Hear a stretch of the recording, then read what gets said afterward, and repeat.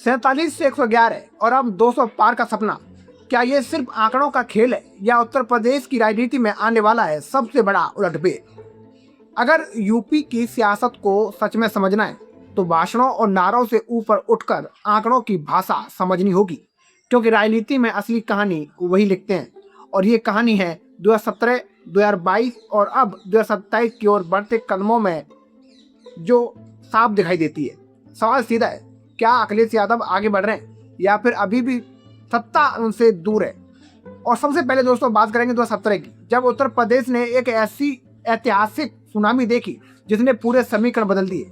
BJP ने ऐतिहासिक जीत दर्ज करते हुए अपने दम पर 312 सीटें जीती और सहयोगियों के साथ ये आंकड़ा करीब 325 तक पहुंच गया। वहीं समाजवादी पार्टी महज 47 सीटों पर सिमट गई और वोट शेयर भी कहानी बयां करता है दोस्तों।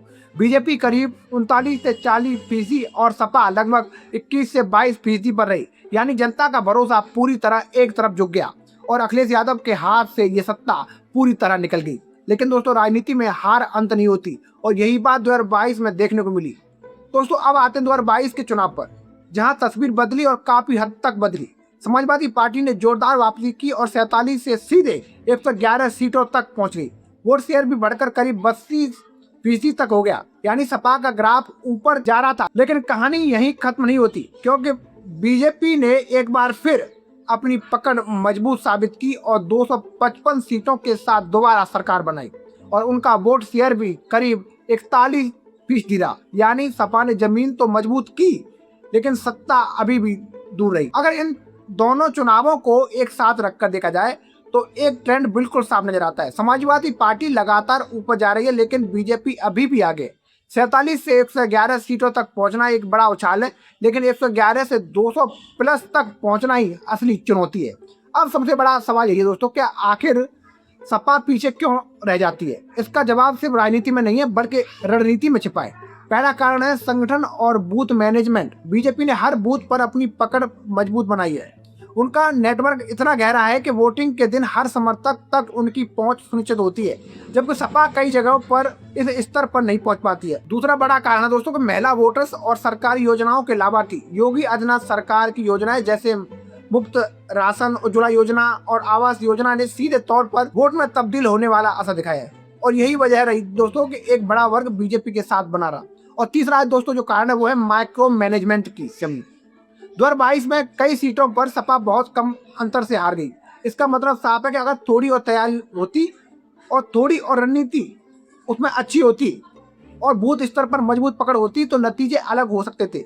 अब दोस्तों नया 2027 पर है और यहीं से असली खेल शुरू होता है। अखिलेश यादव के सामने सबसे बड़ी चुनौती है 111 से 200 प्लस सीटों का गैप भरना, और ये सिर्फ लहर से नहीं बल्कि ठोस रणनीति से ही संभव है। सबसे पहला मुद्दा है युवा और बेरोजगारी। उत्तर प्रदेश का युवा आज रोजगार चाहता है, अवसर चाहता है। अगर सपा इस मुद्दे को मजबूती से उठाती है तो बड़ा बदलाव संभव है। और दूसरा मुद्दा है दोस्तों किसान और महंगाई। ये दोनों मुद्दे जमीनी स्तर पर अभी भी बेहद मजबूत हैं और अगर इन्हें सही तरीके से उठाया जाए तो ये चुनावी समीकरण बदल सकते हैं। तीसरा और सबसे अहम फैक्टर है डिजिटल राजनीति और नैरेटिव। आज के दौर में चुनाव सिर्फ रैलियों से नहीं बल्कि सोशल मीडिया से भी जीते जाते हैं। नैरेटिव बनाना, उसे फैलाना और लोगों के दिमाग में बैठाना बहुत जरूरी हो गया दोस्तों। चौथा फैक्टर है दोस्तों महिला वोटर्स। अगर सपा इस वर्ग को अपने पक्ष में लाने में सफल होती है तो चुनाव पूरी तरह बदल सकता है। और पांचवा और सबसे जरूरी फैक्टर है ग्राउंड कैडर। बूथ स्तर तक मजबूत संगठन बनाना ही होगा दोस्तों, क्योंकि चुनाव आखिरी दिन तक आखिरी वोट से जीते जाते हैं। अब सवाल यह है कि क्या 2027 में वापसी मुमकिन है?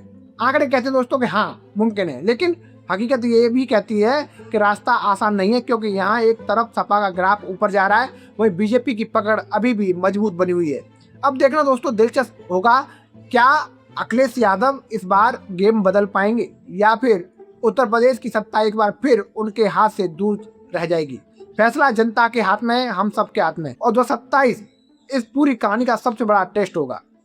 आप क्या सोचते हैं, क्या इस बार यूपी में बदलाव होगा या इतिहास खुद को दोहराएगा? अपनी राय कमेंट में जरूर बताएं और अगर आपको ये विश्लेषण पसंद आया हो तो इसे लाइक शेयर करें और चैनल को सब्सक्राइब करना बिल्कुल न भूलें। जय हिंद, जय भारत।